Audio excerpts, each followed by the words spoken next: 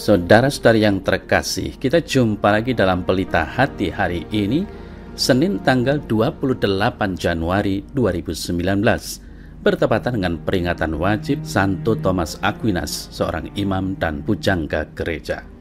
Bersama saya Romo Thomas Suratno SC dari Paroki Cilandak, Jakarta Selatan, mendengar dan merenungkan Sabda Tuhan, yakni firman Tuhan yang tersurat di dalam Injil Markus, bab atau pasal 3, ayat 22 sampai dengan ayat 30. Dan ahli-ahli Taurat yang datang dari Yerusalem berkata, "Ia kerasukan Beelzebul, dan dengan penghulu setan ia mengusir setan." Yesus memanggil mereka lalu berkata kepada mereka dalam perumpamaan, "Bagaimana iblis dapat mengusir iblis? Kalau suatu kerajaan terpecah-pecah, kerajaan itu tidak dapat bertahan, dan jika suatu rumah tangga terpecah-pecah, rumah tangga itu tidak dapat bertahan. Demikianlah juga kalau iblis berontak melawan dirinya sendiri, dan kalau ia terbagi-bagi, ia tidak dapat bertahan, melainkan sudahlah tiba kesudahannya. Tetapi tidak seorang pun dapat memasuki rumah seorang yang kuat untuk merampas harta bendanya apabila tidak diikatnya dulu orang kuat itu. Sesudah itu barulah dapat ia merampok rumah itu. Aku berkata kepadamu, sesungguhnya semua dosa dan hojat anak-anak manusia akan diampuni. Ya, semua hojat yang mereka ucapkan. Tetapi apabila seorang menghujat Roh Kudus, ia tidak mendapat ampun selama-lamanya, melainkan bersalah karena berbuat dosa kekal. Ia berkata demikian karena mereka katakan bahwa ia kerasukan roh jahat."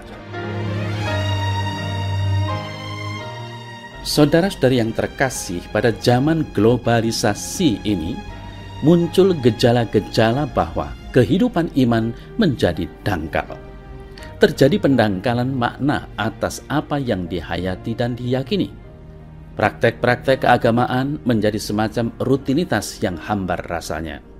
Hal ini mengakibatkan bahwa banyak orang yang kehilangan arah dan tidak mempunyai pegangan karena iman yang dihayati mengalami pendangkalan makna. Segala sesuatu ingin serba praktis tanpa pemahaman yang mendalam. Dan disinilah sebuah celah bagi Beelzebul, setan, iblis atau roh jahat untuk masuk dalam kehidupan manusia. Seperti tadi yang kita dengar bersama, dan jika suatu kerajaan terpecah-pecah, kerajaan itu tidak dapat bertahan. Ayat ini menjadi gambaran mengenai akibat dari iman yang rapuh. Kita mempertanggungjawabkan iman melalui sikap kita sehari-hari. Iman seseorang menjadi matang apabila orang tersebut memahami secara mendalam apa yang dihayati, kemudian diaktualisasikan dalam kehidupan, sehingga aspek ilmu pengetahuan sangat dibutuhkan. Saudara-saudari yang terkasih, Yesus mengajak kita untuk setia dan memperkuat iman kita agar tidak rapuh, sehingga Beelzebul tidak akan masuk ke dalam diri kita. Ahli-ahli Taurat dikritik oleh Yesus atas sikap mereka yang menuduh tanpa alasan yang kuat bahwa ia dirasuki oleh Beelzebul. Hal ini menggambarkan bahwa ahli-ahli Taurat yang memahami berbagai macam aturan hanya berhenti pada tataran hukum, belum sampai pada tahap praksis iman yang mendalam. Saudara-saudari yang terkasih, Santo Thomas Aquinas yang kita peringati pada hari ini menjadi sosok yang mampu memberi inspirasi bagi kita. Karena ilmu pengetahuan, maka iman yang dihayati tidaklah dangkal. Ilmu pengetahuan menjadi sarana untuk mempertanggungjawabkan iman yang kita hayati. Tidak hanya berhenti pada tataran memahami, tetapi lebih jauh, yaitu menghidupkan dalam keseharian kita. Sebagaimana Fransiskus Assisi lakukan, tidak hanya berkhotbah, tetapi hidupnya secara keseluruhan telah menjadi khotbah itu sendiri, yaitu khotbah yang hidup. Mari kita memperkuat ikat pinggang iman kita supaya Beelzebul tidak masuk ke dalam hidup kita, supaya hidup kita selalu terjaga, sehingga kita bisa kontrol diri, yakni dengan menolak atau menepis godaan-godaan yang ditawarkan oleh iblis atau kecenderungan-kecenderungan yang selalu mementingkan kehendak sendiri daripada kehendak Tuhan yang seharusnya kita cari dan temukan, lalu kita hayati dalam hidup sehari-hari.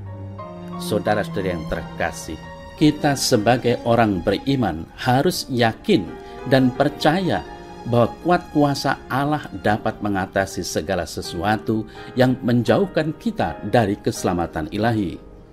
Maka hendaknya kita selalu berpasrah diri, percaya penuh akan Tuhan Allah kita yang Maha Kuasa. Tidak berarti bahwa kita hanya bersikap pasif, tetapi tetap aktif dan optimis, namun harus mengandalkan kuasa Allah dalam segala hal, sehingga keselamatan dari Allah tetap menjadi harapan pasti dalam hidup ini, karena kita adalah orang-orang beriman. Ya Allah Bapa yang Maha Baik, terangilah akal budiku selalu, supaya aku tetap waspada akan godaan-godaan yang dapat tanpa disadari membuat jalan hidupku menyimpang dan menjauh darimu. Amin.